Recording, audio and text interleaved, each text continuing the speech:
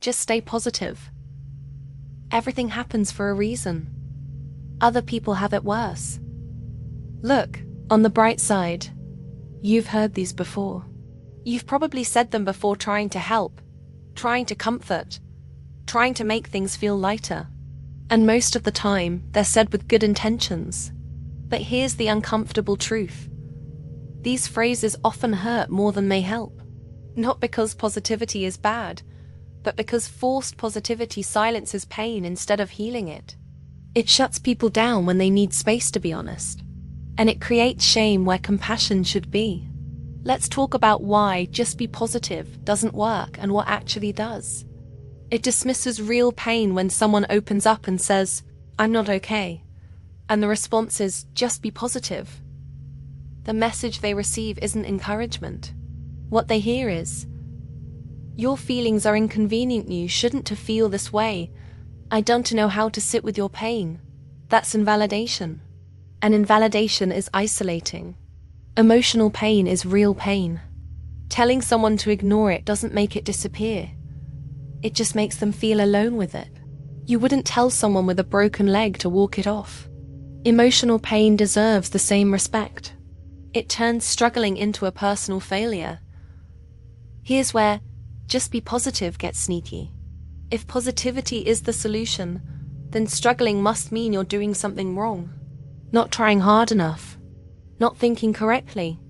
Not strong enough. So people start hiding. They smile when they're hurting. They say, "I'm fine," when they're not.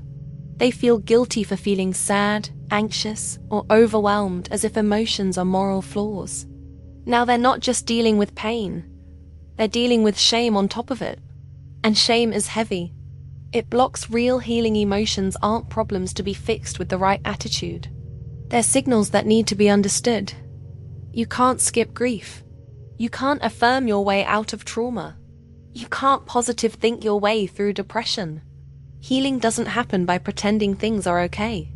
It happens by allowing yourself to feel what's actually there and working through it. Forced positivity teaches people to bury emotions instead of process them. And buried emotions don't vanish. They pile up. They leak out later as burnout, anxiety, physical symptoms, or emotional collapse. The way out of pain is through it, not around it.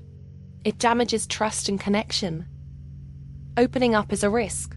So when someone shares something vulnerable and hears, "Just be positive," it often feels like rejection, not support. The unspoken message becomes, "Your pain makes me uncomfortable. Please package it better.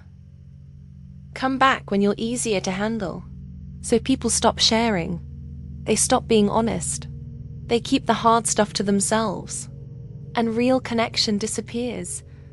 Because real connection requires space for the messy, uncomfortable parts too.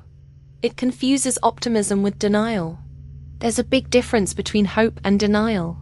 Real optimism sounds like, "This is really hard and you want to feel this way forever."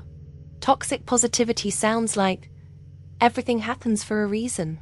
At least it's not worse. Just think positive thoughts." One acknowledges pain and hope. The other demands hope instead of pain.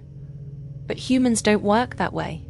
You can feel devastated today and still believe tomorrow might be better. Those two things can coexist. That's real support. It can keep people from getting help when the message is, "Just be positive." People struggling with mental health often delay getting real help. They think, "I should be able to fix this myself. Needing therapy means I failed. Medication means I didn't try hard enough." But depression, anxiety, and trauma aren't attitude problems. They're real conditions that often require professional care. No amount of positivity replaces treatment. What actually helps? You don't need perfect words. You don't need solutions. You just need presence. Try saying, "That sounds really hard. I'm really glad you told me. You don't have to be okay right now. Do you want advice, or do you just want to vent? I'm here with you." These don't fix everything, but they don't add shame. And that matters more than people realize. The reality of being human. Being human means feeling everything, not just the comfortable emotions. Sadness, grief, anger, fear, disappointment, these aren't flaws. They're part of life. They tell us what matters, what hurts, and what needs care. When we demand constant positivity, we're asking people to be less than human. You can hold pain and hope at the same time. You can struggle today and still believe in better days.